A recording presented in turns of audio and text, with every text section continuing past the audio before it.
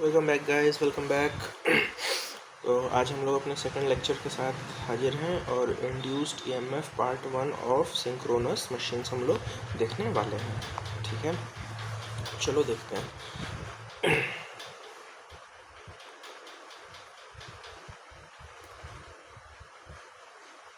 Okay, देखो क्या होता है कि हमको इंड्यूस्ड ईएमएफ इक्वेशन देखना है।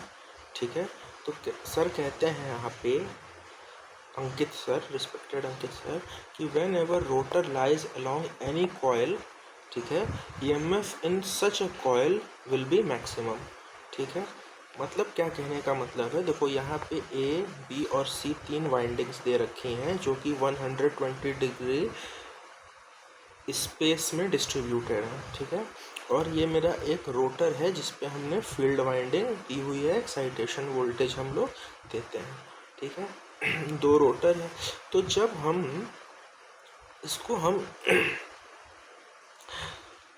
अब ये क्या है कि जैसे जब आप बी से ए की ओर चलते हो, ठीक है, तो क्या होता है कि इस पोल के ए के अंडर मान लो, जब ये मेरा पोल है, ये ए वाइंडिंग के यानी कि इस कॉइल के अंडर है, तो उस टाइम पे इस कॉइल में सबसे ज़्यादा ईएमएफ इंड्यूस होगा और उस ईएमएफ को हम देंगे BLV से। ठीक है, बी क्या है, मैक्सिमम होता है अंडर द पोल। ठीक है, ये हम लोगों ने लास्ट लेक्चर में भी ये देखा हुआ था, राइट। तो ये वही चीज़ है। ठीक,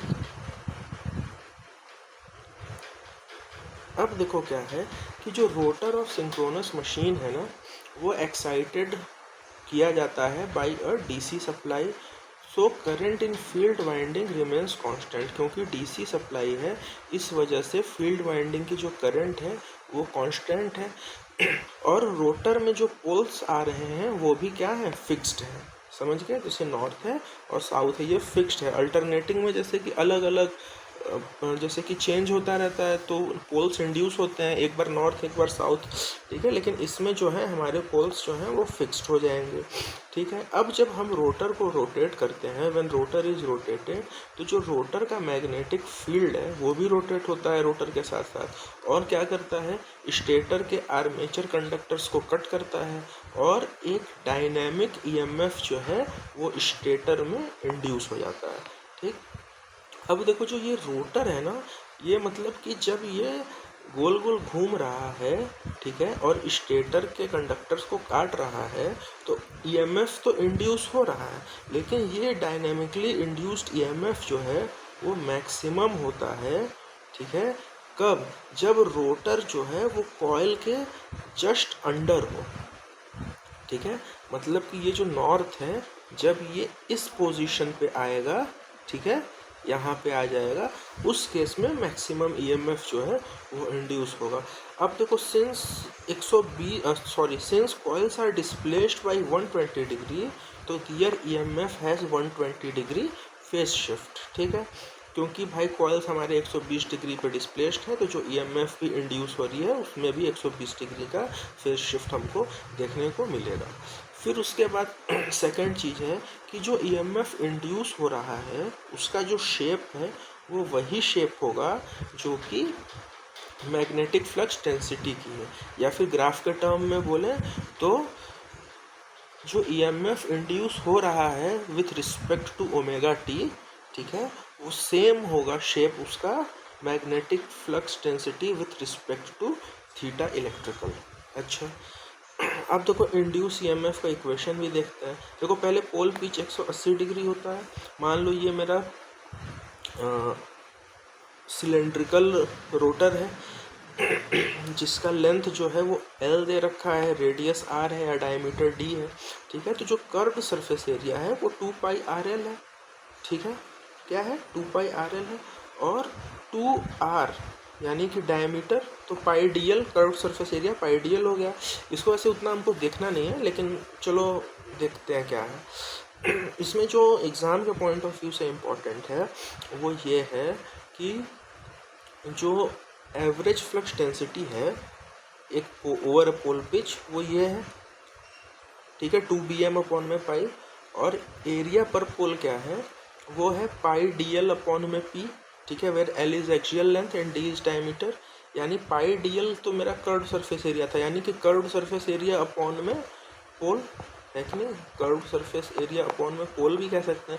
ऐसे बस लिख दे रहे हैं, मान लो यार एग्जामिनर कभी ऐसे पूछ ले, ठीक है, कोई मतलब नहीं है हालांकि। तो जो फ्लक्स पर पोल है ना, जब हम वो निकालते हैं तो हमको मिलता है यही कि average flux density multiply by area पर पोल, ठीक है, average flux density into area पर पोल। और जो मेरा फ्लक्स आता है वो आता है 2 BM/dl अपॉन में p, ठीक है। अब समझते हैं, देखो जैसे ही रोटर रोटेट होता है तो the orientation of field lines with respect to coil changes and flux linkage through the coil changes with respect to time, ठीक है। मतलब जब रोटर रोटेट होता है तो फील्ड लाइंस का कॉइल के साथ जो ओरिएंटेशन है वो चेंज होता है, यानी कि फ्लक्स को काटा जाता है और एक फ्लक्स लिंकेज होना स्टार्ट होता है कॉइल में, जो कि समय के साथ चेंज हो रहा होता है। और हमको पता है ऐसे केस में EMF इंड्यूस हो जाती है, ठीक है। फ्लक्स लिंकेज क्या होता है, N5, ठीक है, इसको लैम्डा से डिनोट करते हैं। अच्छा, अब देखो मान लो जैसे ये मेरा रोटर है, ठीक है, नॉर्थ साउथ में। अब क्या है कि omega t is equal to 0 पे, ठीक है, और ये मेरा कॉयल है, ठीक है, ये मेरा रोटर है, ये मेरा कॉयल है, ठीक है। तो देखो कि ये 90 डिग्री पे काट रहा है एक दूसरे को, यानी कि जो मैग्नेटिक फ्लक्स है वो परपेंडिकुलर है किसके, to the plane of the coil पे। इस केस में क्या होगा कि फ्लक्स जो है वो मैक्सिमम होगा। और अगर मान लो इसको 90 डिग्री हम रोटेट करते हैं तो उस केस में देखो जो फ्लक्स जो काट रहा है वो 0 है, omega t is equal to 90 पे 0 है, तो इस केस में हमको जो फ्लक्स है वो 0 मिलेगा। इस केस में मैक्सिमम फ्लक्स मिल रहा है एट 90 डिग्री, या फिर omega t is equal to 0, ठीक है। और यहाँ पे हमको मिल रहा है 0 फ्लक्स, ठीक है। 0 फ्लक्स कब, जब ओमेगा टी हमारा 90 डिग्री है। चलो, या तो ओमेगा टी 90 डिग्री है या फिर जो angle between rotor and the coil है वो 0 डिग्री है, ठीक है। लेट्स सी, अब उसके बाद क्या होता है, इंड्यूस्ड EMF का इक्वेशन देखते हैं। तो जब इंड्यूस्ड EMF का इक्वेशन हम लोग सॉल्व करते हैं तो हमको ऐसा मिलता है कि जो हमारी RMS वैल्यू होती है वो होती है 4.44 FN5 × 5, ठीक है। देखो ये तो ट्रांसफार्मर जैसा ही सेम टू सेम हो गया। और जो हमको फ्लक्स मिलता है वो होता है, और जो फ्लक्स है वो है 2 BM/dl अपॉन में p, यानी कि maximum flux through the coil when poles are perpendicular to the coil, ठीक है।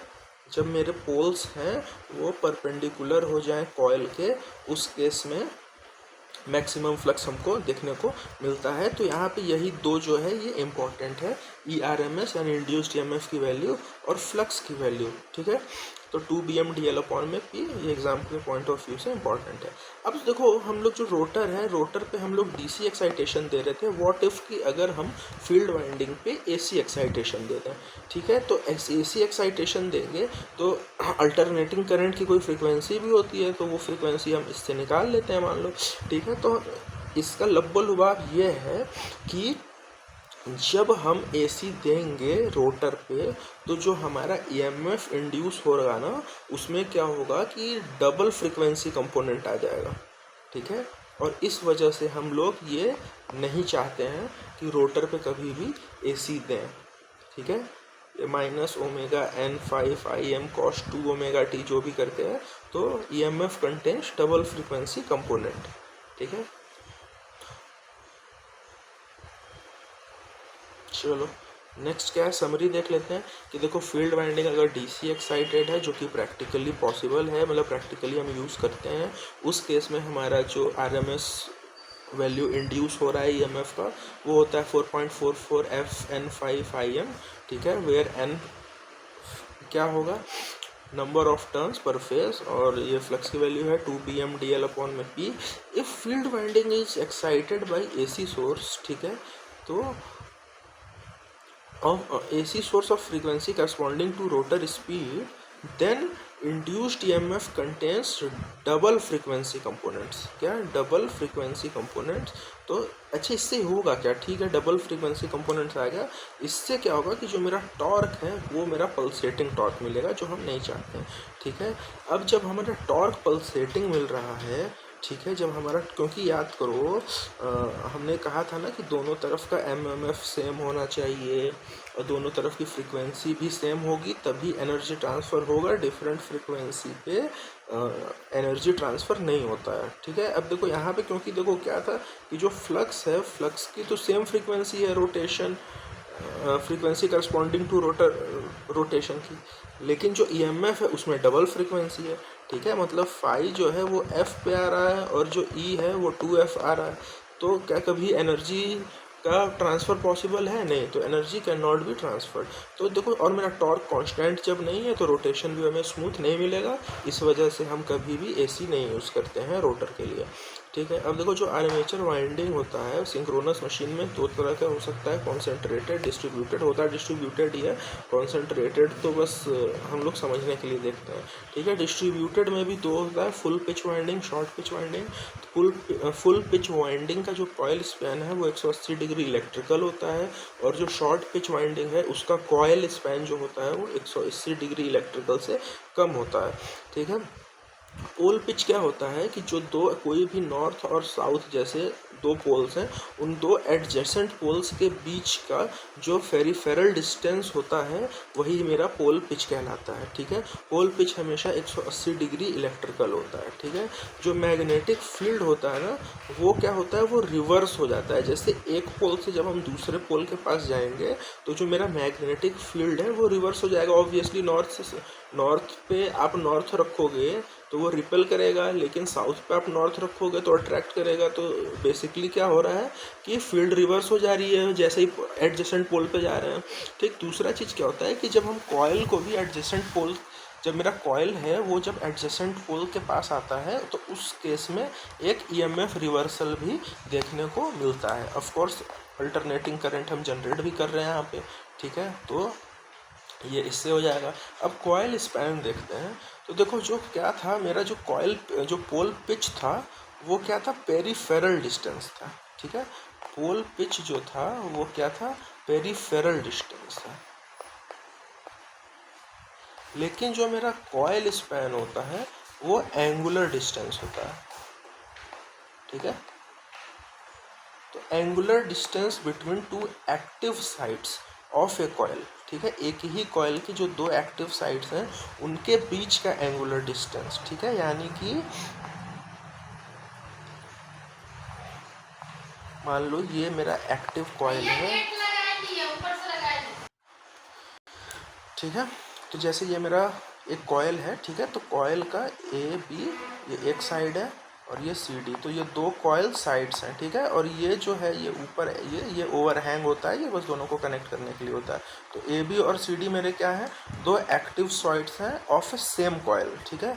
तो इनके बीच का जो एंगुलर डिस्टेंस है वो क्या होता है, कॉयल स्पैन होता है। तो देखो, जो फुल पिच कॉयल अगर है तो उस केस में जो कॉयल स्पैन है वो भी 180 डिग्री इलेक्ट्रिकल होगा, यानी कि पोल पिच और कॉयल स्पैन सेम होगा। लेकिन अगर शॉर्ट पिच्ड कॉयल है या फिर जिसे हम कॉर्डेड वाइंडिंग भी कहते हैं, उस केस में हमारा जो कॉयल स्पैन है वो 180 डिग्री से कम होगा।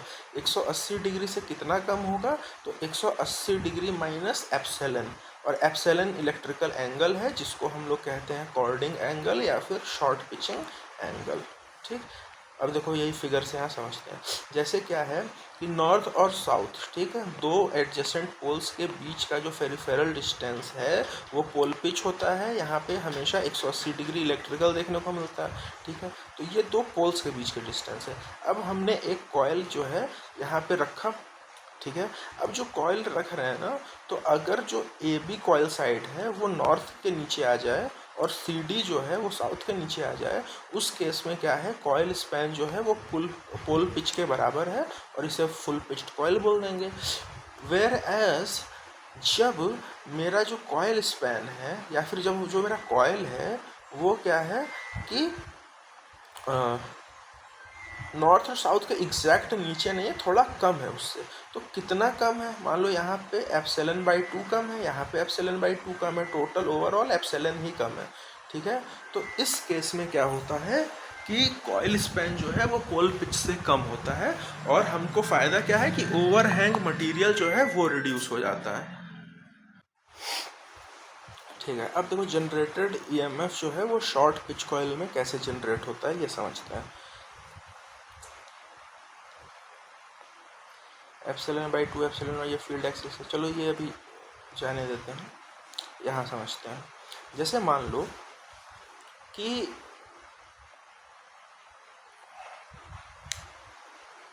ये मेरा एक कॉइल है ए, और उसका दूसरा साइड है ये ए डैश है मान लो। ठीक है, अब क्या है कि ये जो है, अगर ये कॉइल एक यहाँ रखा होता और एक यहाँ रखा होता तो उस केस में ये क्या होता, फुल पिच्ड कॉइल होता है। लेकिन अब फुल पिच्ड कॉइल ना होके ये जो एक एंगल बन रहा है एप्सिलॉन बाई 2, और यहाँ पे भी एक एंगल बन रहा है ये एप्सिलॉन बाई 2, मिला के एप्सिलॉन ही है, वो दो जगह से ले रहे हैं इसलिए इसको अलग से दिखाया गया है, नहीं तो एप्सिलॉन ही होता है। ठीक है, तो अब समझो कि वो कहाँ से हम ले रहे हैं, एक स्टार्ट होने के बाद से और एक ख़त्म होने से पहले। ठीक है, तो ये जो डिस्टेंस है, ये वाली डिस्टेंस है, यही मेरा क्या है, कॉइल स्पैन है। ठीक, अब देखते हैं आगे generated EMF in short pitched coils. देखो क्या होता है कि जो मेरा फ्लक्स होता था वो क्या होता था, 2BmL अपॉन में P, और D भी होता था, लेकिन D तो यहाँ पे क्या है, आधा। ये छोड़ो, ये हमको ऐसे नहीं समझना है, हमको ये लास्ट वाला देखना है कि जो 2BmDL अपॉन P, तो ये पहले भी होता था ना। अब इसमें क्या है, कॉस एप्सिलॉन बाई 2 और ऐड हो जाता है। ठीक है, क्या ऐड हो जाता है, कॉस एप्सिलॉन बाई 2। तो due to short pitched winding span, तो ये होता ही है 180 माइनस एप्सिलॉन, और एक फैक्टर फ्लक्स में और जुड़ जाता है कॉस एप्सिलॉन बाई 2। अच्छा, अब हमको पता है जो कॉस होता है उसकी मैक्सिमम वैल्यू 1 हो सकती है, मिनिमम वैल्यू क्या हो सकती है, -1 भी हो सकती है, लेकिन -1 से 1 के बीच में इनको अब घूमना है। ठीक है, तो इसमें क्या होता है कि आप अगर ये इस वैल्यू को 1 रखोगे तो उस केस में आपको मैक्सिमम फ्लक्स मिल जाएगा, लेकिन अगर ये कुछ भी अदर देन 1 हुआ, यानी कि 90 डिग्री से कुछ भी कम होता है, तो आपकी ईएमएफ क्या है, वो रिड्यूस हो जाएगी, क्योंकि फ्लक्स रिड्यूस होगा ना, तो जब फ्लक्स रिड्यूस होगा तो ईएमएफ भी रिड्यूस हो जाएगा। ये यहाँ समझने की चीज़ थी। तो फुल पिच कॉइल जो होता है, अगर एप्सिलॉन 0 हो जाए तो उस केस में जो फ्लक्स है वो यही आता है जो कि हम लोगों ने पहले ही डिराइव क्या किया था, मतलब ऐसे ही देखा था। ठीक है, कॉइल स्पैन जो है 180 डिग्री उस केस में होता था। लेकिन अब क्या है कि एप्सिलॉन की कुछ वैल्यू यहाँ पे ऐड हो जाती है। तो जब एप्सिलॉन की कुछ आपकी वैल्यू ऐड हो गई, तो अगर मुझे पीक फ्लक्स डेंसिटी चाहिए, तो मेरी पीक फ्लक्स डेंसिटी मुझे तभी मिलेगी जब मेरा जो फ्लक्स है वो φm cos एप्सिलॉन बाई 2 के बराबर हो, तभी मिलेगी। ठीक है, चलो, तो generated EMF in short pitch coil क्या होता है कि देखो, अब जो मेरा जो मैग्नेटिक फ्लक्स डेंसिटी होता है वो दरअसल पूरे प्योर साइनोसॉइडल नहीं होता है, वो पेरियोडिक इन नेचर होता है, लेकिन पूरी तरह से साइनोसॉइडल नहीं होता है। ठीक है, तो अब क्योंकि पूरी तरह से साइनोसॉइडल नहीं है, तो जो मेरा फ्लक्स है ना, उसमें क्या है कि कुछ हार्मोनिक्स आ जाते हैं जिसको हम कहते हैं स्पेस हार्मोनिक्स। ठीक है, स्पेस हार्मोनिक्स क्यों आए, क्योंकि जब मेरा कोई सिग्नल साइनोसॉइडल नहीं होता है कम्प्लीटली, तो उसका फोरियर सीरीज़ निकालना पड़ता है। ठीक है, और फोरियर सीरीज़ जब निकालते हैं तो उससे हमको स्पेस हार्मोनिक्स मिलता है। तो स्पेस हार्मोनिक्स हमको मिल गया कि अरे यार, मेरे फ्लक्स में तो, मेरी फ्लक्स डेंसिटी में तो स्पेस हार्मोनिक्स है। तो स्पेस हार्मोनिक्स का ऑर्डर होता है, first order, seventh order, fifth order. तो जितने भी ऑर्डर का आपका स्पेस हार्मोनिक्स है, ठीक है, तो आपके जो पोल्स हैं वो NP टाइम्स हो जाएंगे। ठीक है, ऑर्डर ऑफ स्पेस हार्मोनिक्स जो है वो NP पोल्स के बराबर होता है। ठीक है, अब आगे देखते हैं।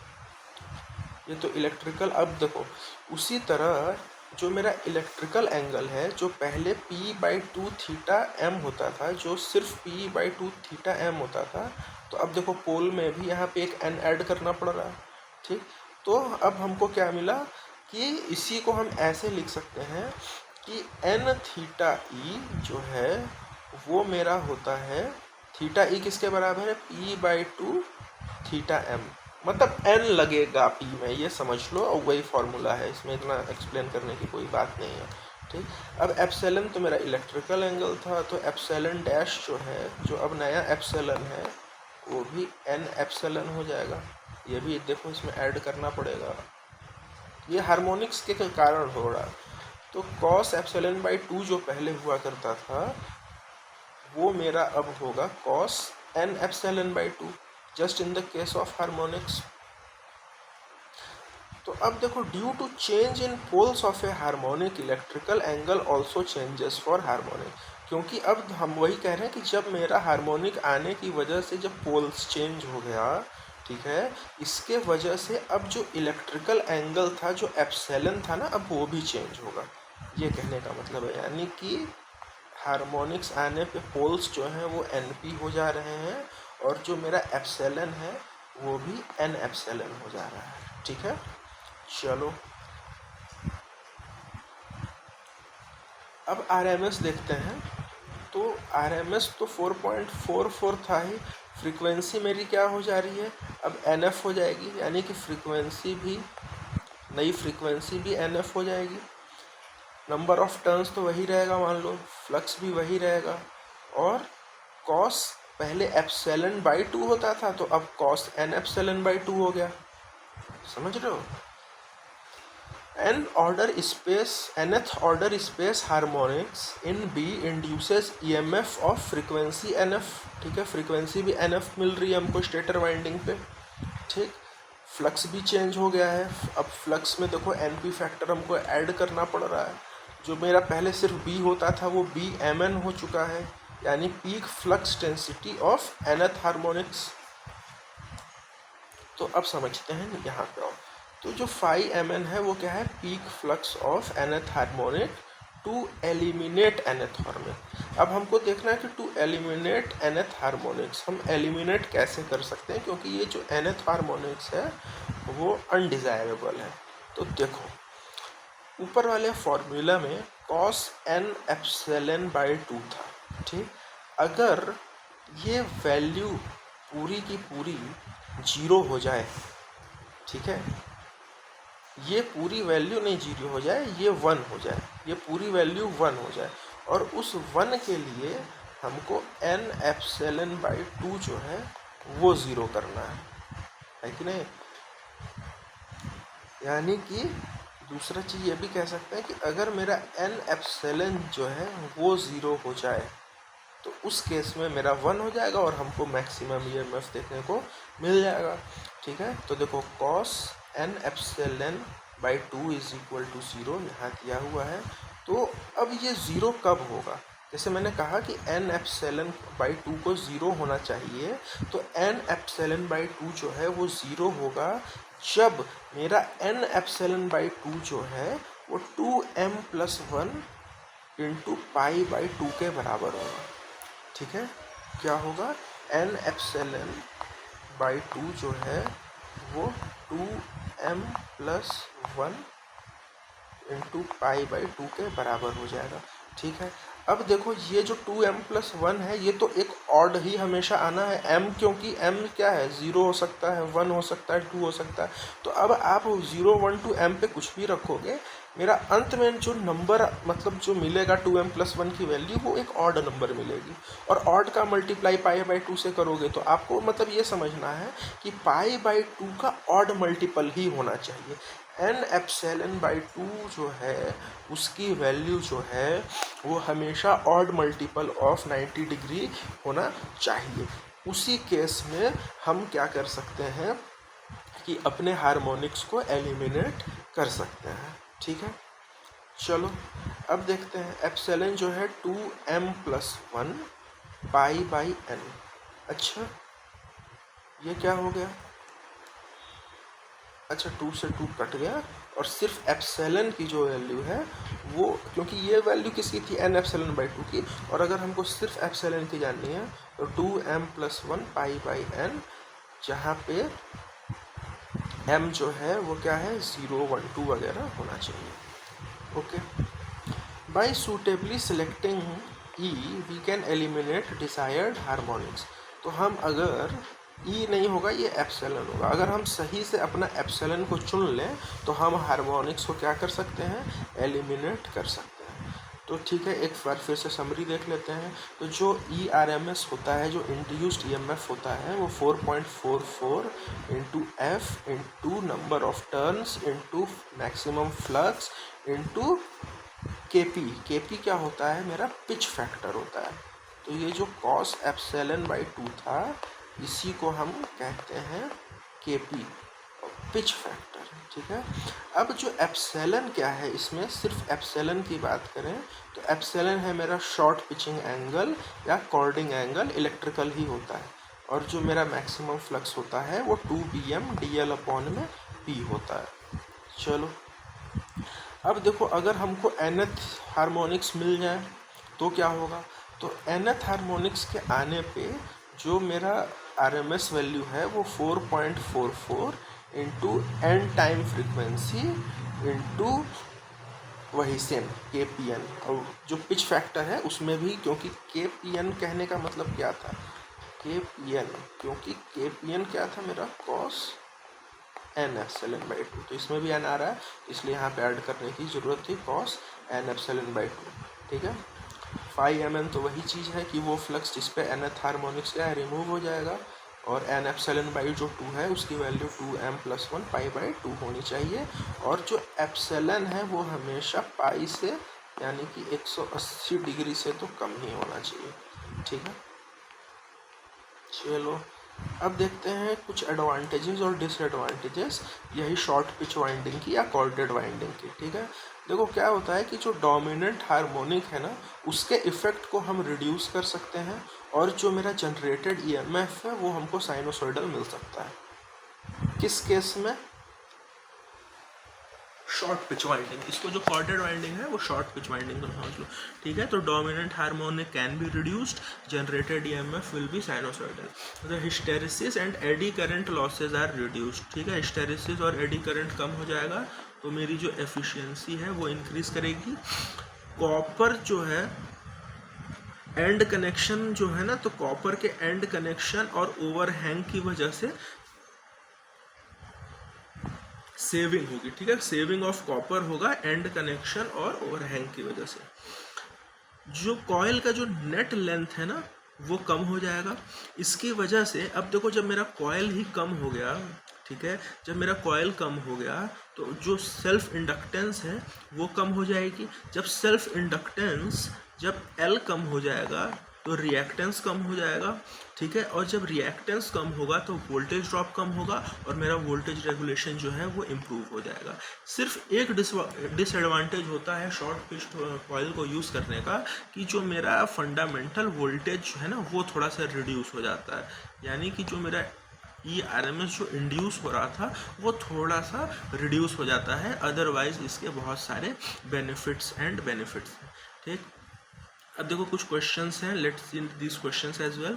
मान लो एक 60 हर्ट्ज 10 पोल 3 फेज अल्टरनेटर है जो कि कॉन्सेंट्रेटेड है और फुल पिच्ड कॉयल है। ठीक है, इसका आर्मेचर वाइंडिंग जो है, द नंबर ऑफ कंडक्टर पर स्लॉट, ठीक है, वो है 22 एंड नंबर ऑफ स्लॉट पर पोल इज 3, द फ्लक्स पर पोल इज 0.325 वेबर।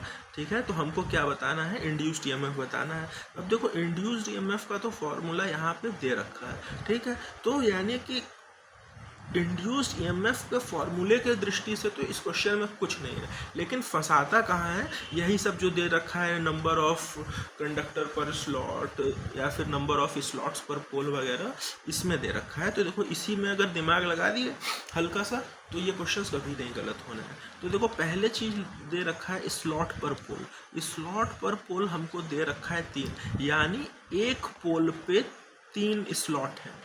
एक पोल के पास कितने स्लॉट्स हैं, 3 स्लॉट्स हैं, और पोल की संख्या कितनी है, 10 है। ठीक है, तो अगर एक पोल के पास 3 स्लॉट हैं तो 10 पोल के पास कितने होंगे, 30 स्लॉट होंगे। ठीक, उसी तरह कंडक्टर पर स्लॉट 22 है, यानी कि एक स्लॉट के पास 22 कंडक्टर्स हैं। ठीक है, तो एक स्लॉट के पास 22 कंडक्टर्स हैं। ठीक है, तो जस्ट अ मिनट, क्या कहा क्वेश्चन, ठीक, तो एक स्लॉट में कितने कंडक्टर्स होंगे। ठीक है, अगर एक स्लॉट में 22 कंडक्टर्स हैं तो 22 स्लॉट के पास कितने कंडक्टर्स होंगे। ठीक है, नहीं यार, थोड़ा सा मुझसे मिस्टेक हो गया, आई एम सो सॉरी। हाँ, क्या है कि अगर एक स्लॉट के पास 22 कंडक्टर्स हैं, ठीक है, कितने हैं, 22 कंडक्टर्स हैं, और मेरे पास टोटल स्लॉट्स कितने हैं, 30 स्लॉट्स हैं। ठीक है, तो 30 स्लॉट्स में कितने कंडक्टर्स होंगे। अरे यार ये गलत, मतलब गलत नहीं, ये पेन गलत चल रही है। ठीक, तो 30 स्लॉट के पास कितने कंडक्टर होंगे, तो 30 × 22 कंडक्टर होंगे, यानी कि 660 कंडक्टर्स होंगे। ठीक है, 660 कंडक्टर्स हुए। अब देखो एक टर्न जो होता है उसमें 2 कंडक्टर होते हैं। ठीक है, एक टर्न में 2 कंडक्टर्स होते हैं, तो यहाँ पे टोटल कितने, 660 कंडक्टर्स हैं। ठीक है, तो मेरे पास टोटल टर्न्स कितने हैं, तो 330 हो गए, और 330 तो 3 फेज में है, तो सिर्फ एक फेज में कितने टर्न्स होंगे, तो 110 होंगे। तो ये NPH निकालने का ही गेम था यहाँ पे, ऐसे बहुत इजी है, बहुत कठिन नहीं है ये चीज़, अगर हल्का सा ध्यान रखा जाए, मिस्टेक न किया जाए तो। ठीक है, अब जब हमको NPH निकल गया तो बाकी सारी चीज़ें दी हुई हैं, फॉर्मूले में रखेंगे और 953 आंसर निकाल देंगे। ठीक है, उसके बाद ये क्वेश्चन सर ने बोला है टुमारो, तो टुमारो पढ़ के बताएंगे इसको। फिर जनरेटर, हाँ ये अच्छा बड़ा क्वेश्चन था। कह रहा है कि देखो जो 3 फेज अल्टरनेटर है उसका जो फेज सीक्वेंस है वो कब रिवर्स हो जाएगा। ठीक है, तो ऑप्शन पहले देख लो कि क्या क्या क्या ऑप्शन है। अब देखो आंसर समझते हैं। इसका आंसर मैंने ए लगाया था, ठीक है, जो कि गलत था, बाद में सर ने समझाया। मैंने सोचा कि फील्ड करंट को रिवर्स कर देंगे और डायरेक्शन ऑफ रोटेशन को सेम रखने पे फेज सीक्वेंस चेंज हो जाएगा। नहीं, जो फेज सीक्वेंस होता है क्या है कि हम अगर एक पर्टिकुलर डायरेक्शन में चलेंगे तो हमको सीक्वेंस से क्या क्या मिलेगा, यही तो फेज सीक्वेंस है। जैसे इस केस में अगर हम लोग इस डायरेक्शन में बढ़ेंगे तो ए के बाद बी आएगा, बी के बाद सी आएगा, तो इसका फेज सीक्वेंस ABC है। और वही अगर इस इधर ऐसे बढ़ेंगे तो ए के बाद क्या आएगा, पहले सी आएगा और सी के बाद फिर बी आएगा। ठीक है, तो फेज सीक्वेंस ACB है, यही चीज़ है। अब हमको समझना है कि क्या इफेक्ट पड़ेगा कि हम फेज सीक्वेंस चेंज कर दें एक अल्टरनेटर का। अगर हमको अल्टरनेटर का देखो फेज सीक्वेंस चेंज करना है तो ये मेरा रोटर है। ठीक है, अब ये रोटर जो है ये इधर को मूव कर रहा था तो फेज सीक्वेंस ABC था, और अगर ये रोटर इधर को मूव कर दिया तो अब फेज सीक्वेंस ACB है। यानी कि अगर मैं डायरेक्शन ऑफ रोटेशन को रिवर्स करूं तो मेरा फेज सीक्वेंस चेंज हो रहा है और field current remains the same, यानी फील्ड करंट को चेंज करने की ज़रूरत नहीं है। लेकिन मेरा आंसर क्या था, मुझे लगा कि फील्ड करंट को रिवर्स करने की ज़रूरत है। तो इसके लिए सर ने बताया कि देखो अगर यहाँ पे फील्ड करंट मैं चेंज करूँ, ठीक है, यानी कि अगर मैंने ये रोटर है, इसी रोटर पे हमने DC वोल्टेज देना होता है। ठीक है, अगर यार मैं इस पे इसका मान लो पोलैरिटी चेंज कर दूँ, ये प्लस माइनस है, इसी को अगर मैं बाद में माइनस प्लस पोलैरिटी दे दूँ, ठीक है, तो होगा क्या।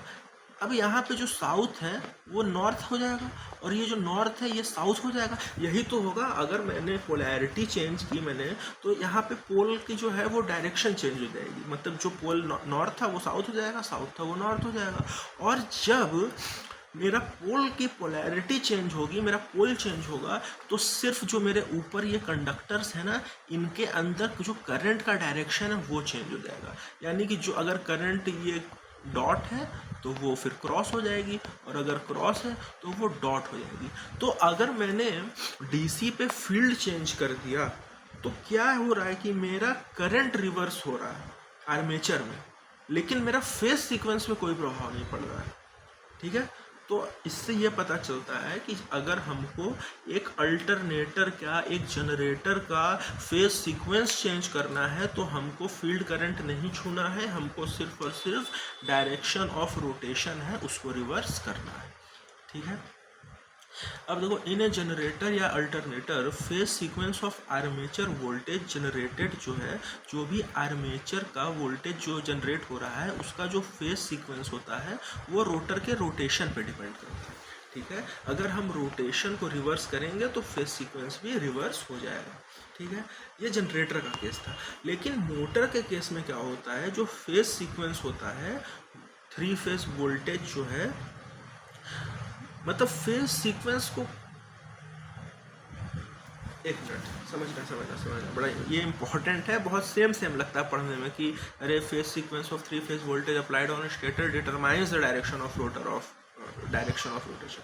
देखो, जनरेटर और मोटर में डिफरेंस क्या है। जनरेटर में रोटेशन की वजह से हमको फेज सीक्वेंस मिलता था। ठीक है, लेकिन मोटर के केस में हम जो फेज सीक्वेंस देंगे वो हमारा रोटेशन चेंज डिसाइड करेगा।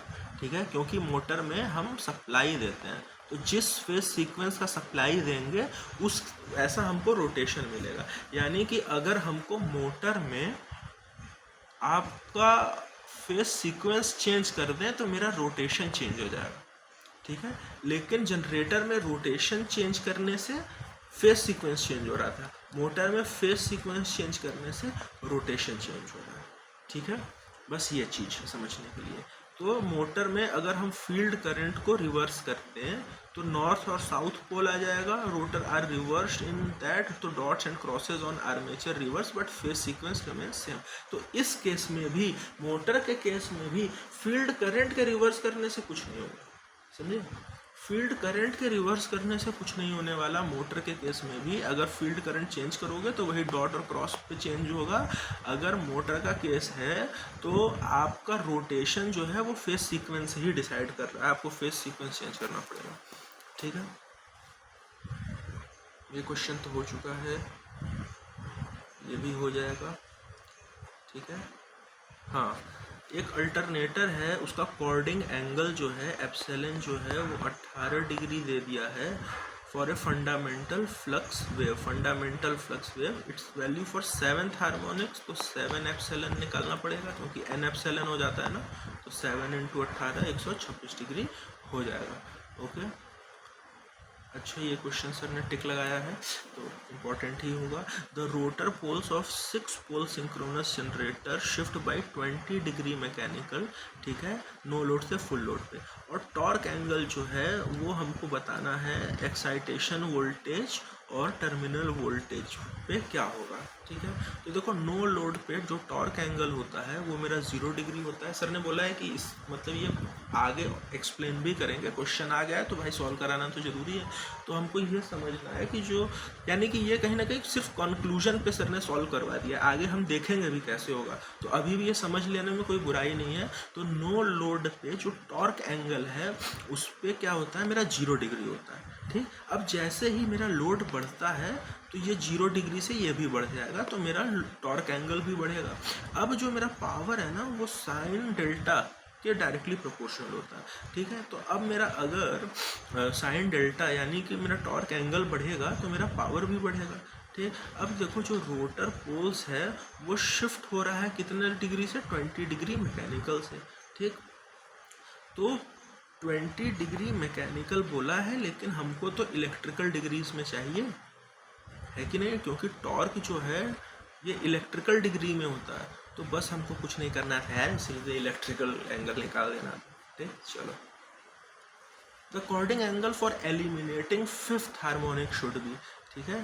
तो n epsilon by 2 has to be equal to 2m plus 1 pi by 2, ठीक?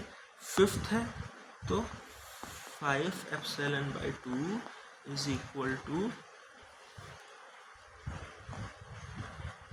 2m प्लस 1, या फिर सीधे सीधे ये अभी हटाओ ना, हमको अभी 90 का मल्टीपल में ही चाहिए, तो अभी इसको सिर्फ 90 रख लो, 90 या पाई बाई 2 रख लो, तो 180, तो epsilon is equal to 180 upon 5, तो 36 डिग्री मिल गया, ठीक है? ये 2m प्लस 1 वो देगा, m की वैल्यू जब देगा तब लगाएंगे, क्योंकि हमको और मतलब वो हायर लेवल ऑफ कैलकुलेशंस जहाँ रिक्वायर्ड है वहाँ इसको यूज़ करेंगे, ठीक है? ठीक है, okay guys, thank you and have a nice day.